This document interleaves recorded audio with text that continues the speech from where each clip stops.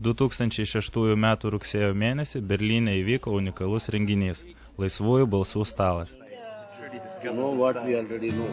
At the crossroads by my cabin, contemplating strategies for success. Tai buvo iniciatyva kilusi iš poreikio naujai mąstyti. Kaip pakeisti pasaulį? Viskas prasidėjo nuo tokio klausimo ir peraugo į grandiozinę akciją, kurią surengė Dropping Knowledge organizacija.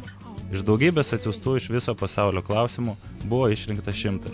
112 žymių mąstytojų, mokslininkų, kultūros ir visuomenės lyderių atsakinėjo jos centrinėje Berlyno aikštėje. Klausk savęs. Taip vadinasi ši akcija. Šį projektą pradėjome kurti nuo siūlymo kelti klausimus.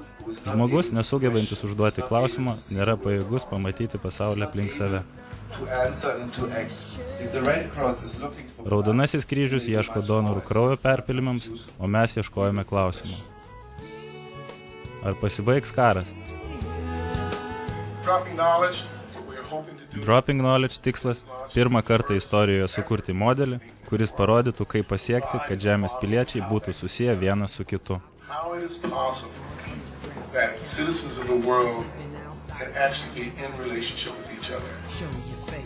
Ar egoizmas yra žmonijos nesėkmių priežastis?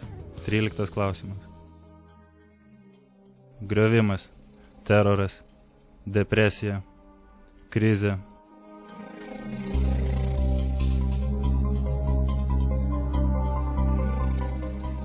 Skurdas, narkotikai,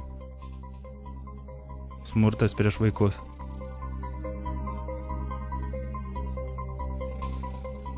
2006 m. rugsėjo 9. 112 šviesuolių.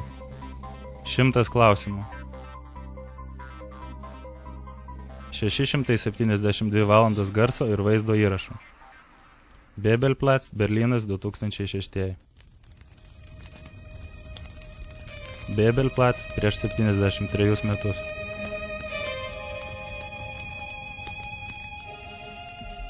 Šioje aikštėje prieš 73 metus buvo duotas tik vienas atsakymas žmonijai. Čia buvo deginamos išminčių, rašytojų, filosofų knygos. Prasidėjo neapykantos era.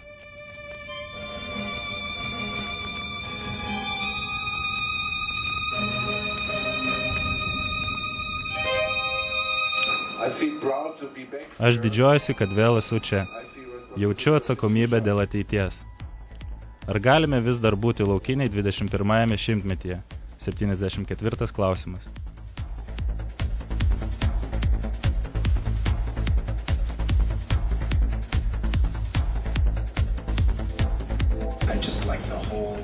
Man tiesiog patinka visas šis renginys.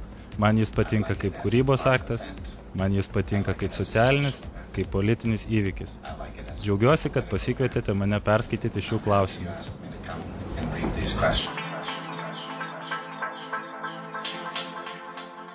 Kas yra Dievo religija? 96 klausimas. Kas jūs skatina? 89 klausimas.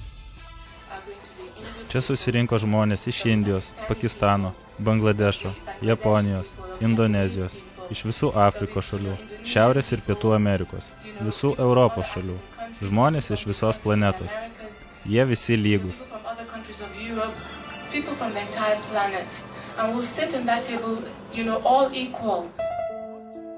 Paklausk savęs.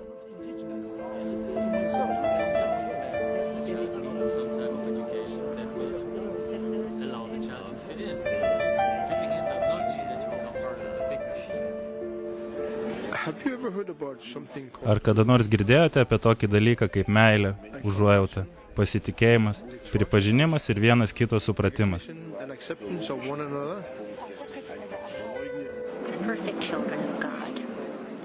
Mes tobuli Dievo vaikai, nemirtingi, amžini ir jau esantis jo šviesoje.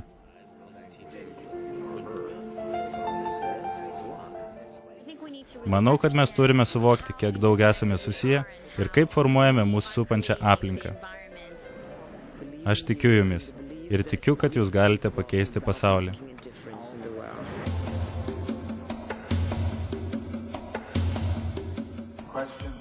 36 klausimas.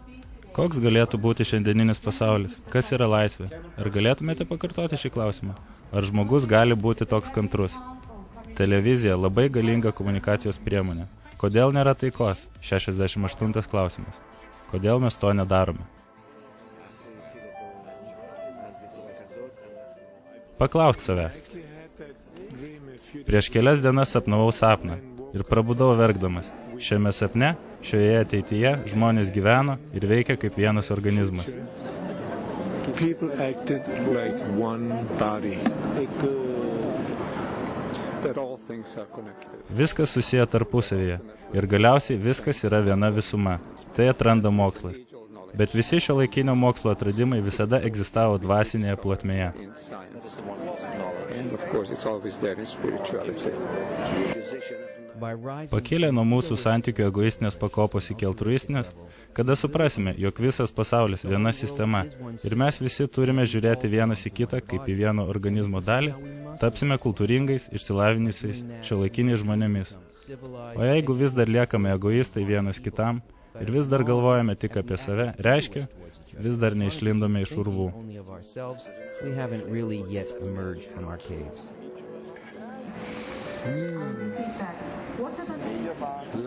Meilė – tai poreikis.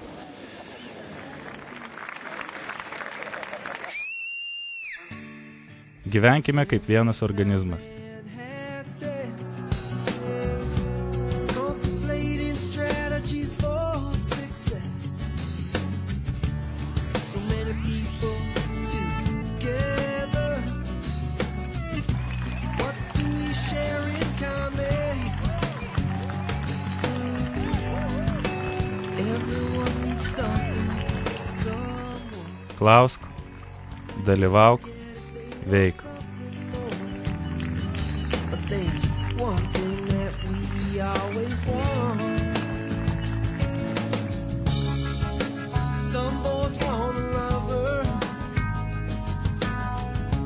Starving mothers want some food. Paklausk savęs ir padaryk tai.